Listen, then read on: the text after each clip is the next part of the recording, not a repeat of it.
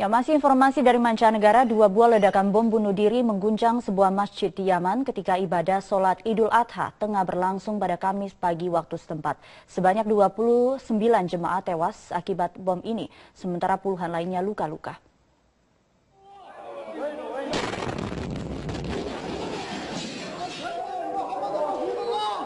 Inilah detik-detik ledakan kedua di Masjid Balili yang terletak di dekat Akademi Polisi di kota Sanaa, Yaman. Bom bunuh diri kedua diledakkan ketika jemaah tengah berlarian akibat ledakan pertama di dalam masjid. Diduga bom menargetkan kelompok Houthi yang menjalankan sholat di masjid tersebut. Menurut otoritas setempat, beberapa orang pejabat pemerintah Yaman turut menjadi korban dalam peristiwa ini. Jumlah korban tewas dilaporkan terus meningkat karena banyak korban luka berada dalam kondisi kritis. Hingga kini belum ada pihak yang menyatakan bertanggung jawab atas serangan tersebut. Kembali di Metro kini kita lihat informasi dari Sukabumi. Kebakaran besar menghanguskan ratusan kios di Pasar Pelita, Sukabumi, Jawa Barat pada Kamis malam. Api juga meluas hingga menjalar ke Pasar Pelita Lama. 3 orang terluka dalam kejadian ini. Menurut saksi mata, api mulai terlihat di salah satu kios sekitar pukul 7 malam di Pasar Pelita, Sukabumi. Api yang terus membesar kemudian membakar Pasar Pelita Lama. Belasan mobil pemadam kebakaran dari kota dan kabupaten Sukabumi diterjunkan ke lokasi kebakaran Pasar Pelita. Upaya pemadaman api sempat terkendala karena banyaknya kios yang terbuat dari kayu dan sulitnya menuju lokasi pasar akibat padatnya arus lalu lintas. Sementara ratusan pedagang di sepanjang lokasi kebakaran sibuk berusaha menyelamatkan barang dagangan mereka. Hingga pagi ini, dini hari tadi, api masih terus menyala dan membakar puluhan kios yang ada di Pasar Pelita. Para petugas masih berupaya memadamkan api di Pasar Pelita. Belum ada laporan korban yang terjebak di lokasi kebakaran. Namun kerugian ditaksir mencapai miliaran rupiah. Sementara itu, 3 orang yang sempat terjebak di dalam ruko kini menjalani perawatan medis di Rumah Sakit Pangrango, Jalan PGRI, Kota Sukabumi, Jawa Barat. Suganda Kosasi, 84 tahun, Setiawati, 82 tahun, dan Herianto, 58 tahun, masih dalam penanganan tim medis karena mengalami luka bakar. Salah seorang anak korban mengungkapkan, pada saat kejadian, ketiga korban yang sudah lanjut usia sempat terjebak di dalam ruko hingga akhirnya diselamatkan oleh petugas.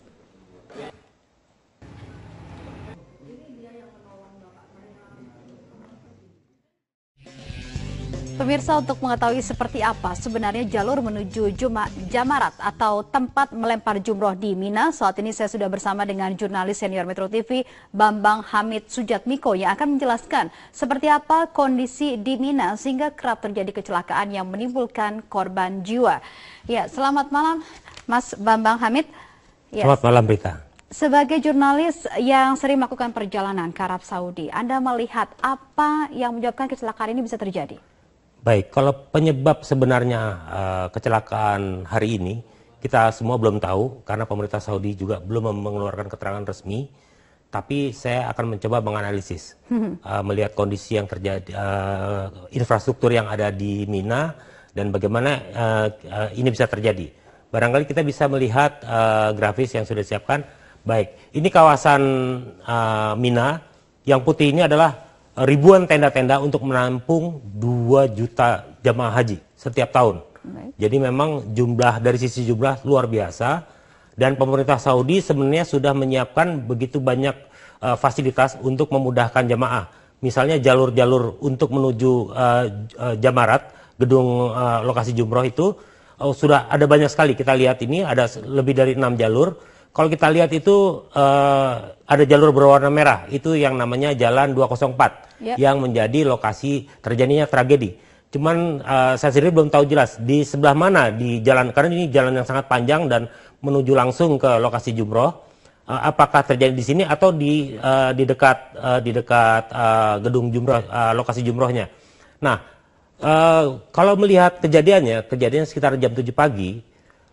Saya melihat ada faktor di mana jamaah ingin melontarkan jumroh pada waktu-waktu terbaik. Ya.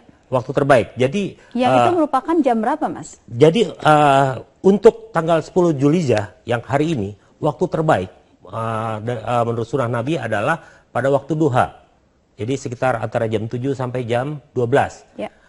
Sementara pada hari tasyrik 11 sampai 13 Zulhijjah itu waktu terbaiknya adalah setelah matahari tergelincir atau waktu duhur. Ya. Karena itulah larangan dari Kementerian Agama itu muncul untuk hari ini jam 8 sampai jam 12, sementara untuk esok jam 12 sampai jam 4 waktu asar lah. Iya. Karena itulah waktu-waktu yang kritis, semua jamaah akan berbondong-bondong menuju lokasi jumroh. Terkait dengan waktu tersebut, Mas Abeng, Mas Bambang, lantas kemudian apa yang membuat kemudian kecelakaan ini terjadi? Terkait dengan waktu-waktu favorit tadi Anda katakan. Baik, fasilitasnya memang sudah banyak, tapi untuk 2 juta orang sekaligus tumplak di satu lokasi itu memang tidak akan mampu menampung. Karena itulah sebenarnya pemerintah Arab Saudi juga sudah memberikan aturan waktu. Jadi setiap muasasah itu sudah memberikan mengatur waktu. Kapan waktunya jemaah asal Indonesia dari maktab sekian gitu ya. Kan terbagi dalam maktab-maktab. Itu melontarkan jumroh. Itu waktunya dari pagi sampai tengah malam. Terus dan tidak pernah berhenti. Nah, tapi sekali lagi ini menyangkut keyakinan. Ada yang tetap ingin melontarkan di waktu-waktu terbaik. Karena itulah walaupun sudah ada himbauan untuk tidak melontarkan jumroh atau larangan untuk tidak melontarkan jumroh pada waktu pagi hari di tanggal 10 Zulhijjah ini, masih ada jemaah kita yang juga tetap datang untuk melontarkan jumroh. Jadi saya melihat ini kan ada jalan. Kalau dilihat seperti tahun 94 lalu yang tragedi terowongan Mina.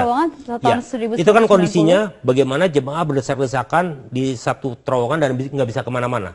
Karena begitu melebihi kapasitas sehingga terjadi dorong-dorongan dan pada saat ada yang jatuh, terinjak-injak, disitulah korban akan muncul. Apakah hal yang sama Anda lihat juga terjadi di sini? Ini sangat mungkin terjadi karena walaupun ini tempat terbuka, tapi sebenarnya jalan-jalan ini adalah jalan-jalan yang berpagar. Jadi pagar itu digunakan untuk mencegah jemaah bisa masuk-masuk ke tenda. Jadi tidak tenda mungkin juga jemaah untuk kemudian keluar dari jalur tersebut. Pada saat sudah menumpuk di satu jalur itu dia nggak bisa keluar juga karena dia ke belakang sudah ada jemaah lain, di depan sudah menumpuk. Dan yang saya dengar pagi hari itu penumpukan terjadi justru mendekati lokasi jumroh karena di situ ada pagar, gitu ya. Dan jemaah sudah menunggu sejak pagi, sejak subuh sudah berbondong-bondong ke lokasi dan terus menumpuk. Baik, jadi pertemuan antara dua arah begitu ya, bertemu di tengah dengan kepadatan yang sama. Bisa jadi pertemuan 2 arah atau satu arah pun bisa kalau memang di depan terjadi pagar dan pada saat pagar dibuka terjadi gerakan tiba-tiba, dari situlah bisa terjadi dorong-dorongan, jemaah bisa terjatuh dan terinjak-injak. Baik, jemaah Indonesia ada di jalur yang mana, Mas Bambang? Nah, tadi sudah dijelaskan juga dari Kementerian Agama bahwa jalur Indonesia yang biasa dilalui karena jemaah kita menginap di Mina Jadid. Lokasinya kira-kira kalau dari biru itu sebelah kanan lagi. Itu cukup jauh karena di pinggir Mina, sehingga biasanya jalan yang tercepat itu melalui jalur biru. Jadi jalur King Fahd ya? Jalur jalan King Fahd. Namun kemudian kenapa kemudian ada jemaah Indonesia, tadi dikatakan ada 3 warga negara Indonesia yang meninggal dan kemudian ada 1 korban luka-luka bisa kemudian di jalur 204. Analisa Anda? Saya pertama mungkin karena ini bukan jalur Indonesia, jumlah korban dari Indonesia juga sangat sedikit karena kalau itu terjadi jemaah kita tuh jemaah terbesar. Karena kalau terjadi di jalur yang biasa dilalui Indonesia pasti jemaah kita paling banyak. Nah, ini kebetulan jalur merah di jalur jemaah negara lain, tapi ada jemaah kita. Nah, ini juga bisa banyak apa yang menyebabkan mereka berbelok. Bisa jadi mereka merasa jalur itu sudah terlalu padat, mereka mencari jalur lain. Biasanya orang-orang yang sudah biasa kemari akan mencari jalur lain, atau barangkali mereka ingin melontar jumroh dari lantai pertama atau lantai kedua. Nah, itu pertanyaannya, Mas. Kenapa kemudian jalur merah ini, jalur 204 yang sering terjadi insiden? Kenapa jalur itu? Kalau kita lihat memang jalur ini memang paling padat kan. Ini lihat tenda-tenda itu paling banyak di jalur ini 204 dan juga ada 20 yang lainnya ya, ada beberapa jalur sebelah sini. Itu karena jalur ini salah satu jalan yang lurus sekali, lurus menuju ke arah lokasi jumroh. Sama seperti lokasi King Fahd, itu juga jalan yang lurus, cuma di jalur King Fahd ini juga dilalui oleh kendaraan. Jadi dia selalu ambulans, itu selalu lewat jalur King Fahd ini. Sementara jalur 204 khusus untuk orang biasanya. Jadi tidak ada satu pemeriksaan di ujung jalur begitu bahwa Anda jemaah asal Indonesia Anda harus melewati jalur King Fahd seperti itu, tidak boleh melewati jalur 204? Iya, jadi kalau saya lihat memang fokus dari petugas dari pemerintah Arab Saudi adalah menjaga di lokasi seputar gedung. Misalnya pada saat kita masuk ke gedung lokasi jumroh, itu diatur di mana kita harus masuk, di mana kita harus keluar. Tapi kalau sudah di lokasi ini, nggak ada yang mengatur. Jadi memang jumlahnya juga luar biasa, jutaan orang. Memang sulit, jadi memang yang perlu sekali ditertibkan adalah para pemimpin rombongan masing-masing, pemimpin dari masing-masing maktab atau kloter itu yang memang harus membimbing jemaahnya supaya betul-betul melontarkan jumroh sesuai waktu yang sudah ditetapkan, supaya tidak terjadi penumpukan. Banyak pihak yang kemudian mengatakan bahwa ini merupakan satu kelalaian dari pemerintah Arab Saudi untuk melakukan pengaturan. Apakah Anda juga melihat tidak ada pengaturan yang cukup baik untuk hal ini? Kalau saya melihat kalau dari sisi, karena ini kan juga tahun lalu tuh jumlah jemaah lebih besar. Tahun lalu saya kebetulan ke sini, tahun lalu itu Haji Akbar, jumlah jemaah jauh lebih banyak. Ya. Tapi tidak terjadi tragedi. Nah, fasilitas kalau melihat dari fasilitas, itu tadi sudah cukup banyak yang dilakukan oleh pemerintah Saudi, tenda sudah diganti. Mereka selalu belajar dari pengalaman bahwa misal karena kebakaran tenda menjadi tahan api. Nah, barangkali dengan tragedi ini ini menjadi barangkali buat pelajaran juga buat pemerintah Saudi bahwa kayaknya perlu diatur juga nih di luar ini. Mana jalan-jalan itu manusia jangan dua arah dalam jalur yang sama. Jadi perlu dibuat harus dua diatur. jalur begitu ya? Mungkin.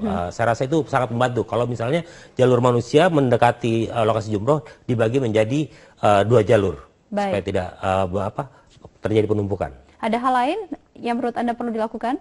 Jadi, agar hal ini tidak terulang enggak, kembali? yang penting lagi adalah barangkali ini adalah barangkali tugas kita sama-sama, Kementerian Agama juga punya peran di sini untuk memberikan sosialisasi bahwa melontarkan jumroh itu bisa dilakukan tidak hanya pada waktu-waktu yang terbaik itu saja. Karena sudah ada hukumnya juga bahwa itu bisa dilakukan pada malam hari. Buat jamaah lebih nyaman sebenarnya karena tidak terkena terik matahari. Buat yang jemaah yang sudah tua juga tidak harus berdesak-desakan. Jadi dan jumroh itu hukumnya kan wajib. Seandainya kita tidak mampu melakukannya, kita bisa membayar dam untuk itu. Jadi sebaiknya kita pertimbangkan daripada kita membela untuk mencari waktu terbaik, tapi dengan resiko kehilangan nyawa, kita bisa mencari lokasi yang lain. Baik, terima kasih Mas Bambang Hamid, jurnalis senior dari Metro TV atas penjelasannya. Terima kasih. Terima kasih.